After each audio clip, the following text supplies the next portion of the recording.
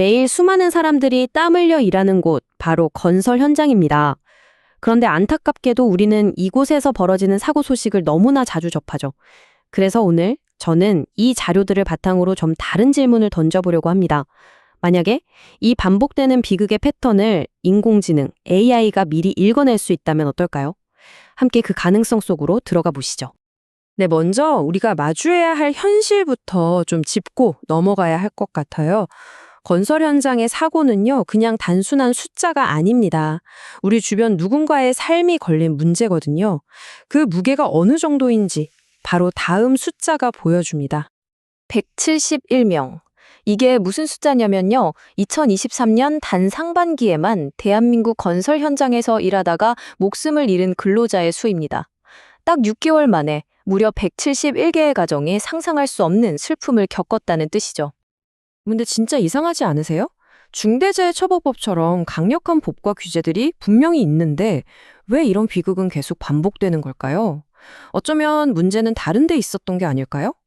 우리는 지금까지 사고가 터지고 난 뒤에 수습하는, 그러니까 사후 대응에만 너무 집중해 왔던 거죠. 그래서 연구자들은 아예 판을 바꾸기로 합니다. 사고가 난 다음에 뒷수습을 하는 게 아니라 사고가 나기 전에 예측을 해보자는 거죠. 그리고 그 결정적인 단서는 바로 방대한 데이터 속에 숨어 있었습니다. 이번 분석의 핵심 재료는 바로 이 안전관리 수준 평가라는 데이터입니다.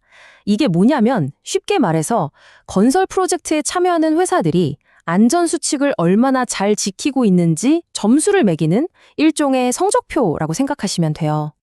자, 여기서부터 정말 스케일이 어마어마합니다. 연구진이 들여다본 이 성적표가요, 무려 3만 5천 건이 넘어요.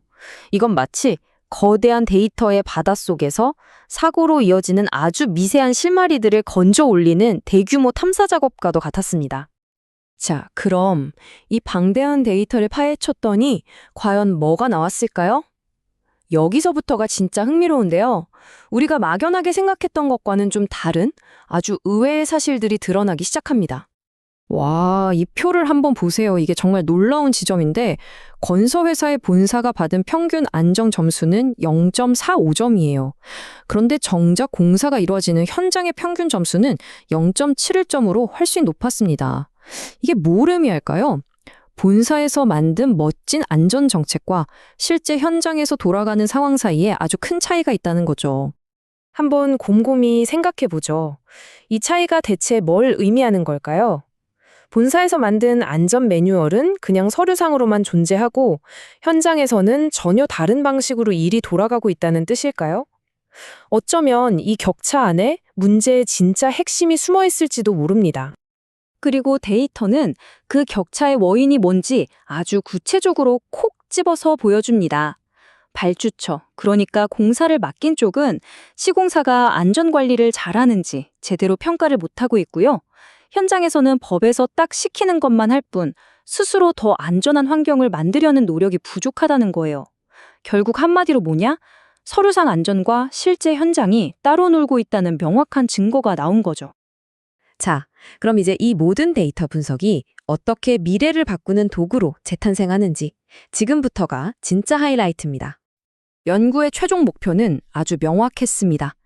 이 수만 건의 데이터를 AI에게 학습시켜서 어떤 현장이 사고가 날 위험이 높은지 미리 딱 알려주는 그런 예측 모델을 만드는 거였죠.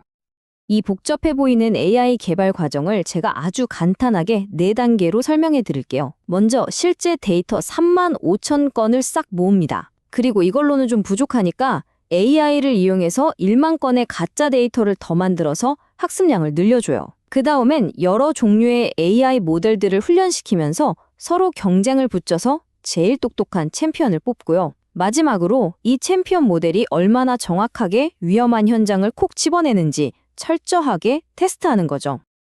그리고 마침내 결과가 나왔습니다. 바로 이 숫자예요. 77%.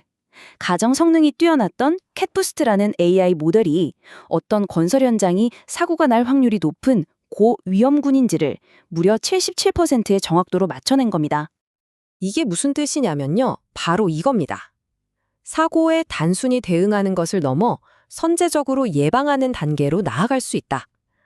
이제 사고가 터진 다음에 왜 그랬을까 분석하는 게 아니라 터지기 전에 위험 신호를 포착해서 미리 막을 수 있는 과학적인 도구가 생긴 거죠. 자, 그럼 이렇게 강력한 예측 모델이 만들어졌는데 이걸 현실에서 어떻게 써먹을 수 있을까요? 여기서부턴 좀 더 큰 그림을 한번 그려보겠습니다. 이 그래프를 보시면요. 각 나라의 안전평가 제도가 실제 사고 원인을 얼마나 잘 잡아내고 있는지를 보여주거든요. 영국은 100%, 일본은 90%에 달해요. 반면에 지금 한국의 안전관리 수준평가 제도는 약 83% 정도를 커버하고 있어서 아직 보완할 점이 있다는 걸 알 수 있죠. 그런데 여기서 정말 희망적인 부분이 있어요. 우리나라에 이미 있는 다른 안전 관련 제도들을 하나로 합치기만 해도 이 포괄 범위가 92% 이상으로 훌쩍 뛰어오른다는 겁니다. 그러니까 완전히 새로운 걸 만들 필요 없이 있는 것들만 잘 엮어도 훨씬 더 촘촘하고 강력한 안전망을 만들 수 있다는 얘기죠. 오늘 우리가 함께 살펴본 내용의 핵심 결론입니다. 더 이상 조심하자 같은 구호나 왠지 느낌이 안 좋다는 식의 감에 의존하는 시대는 끝났습니다. 이제 데이터는 안전을 추측이 아닌 과학의 영역으로 이끌고 있습니다. 자, 우리는 이제 비극을 미리 내다볼 수 있는 아주 강력한 도구를 손에 넣었습니다. 기술은 이미 준비가 된 거죠. 결국 진짜 중요한 마지막 질문은 우리 모두에게 남았습니다. 과연 우리에게는 이 도구를 사용해서 비극을 막아낼 의지가 있을까요? 여러분은 어떻게 생각하십니까?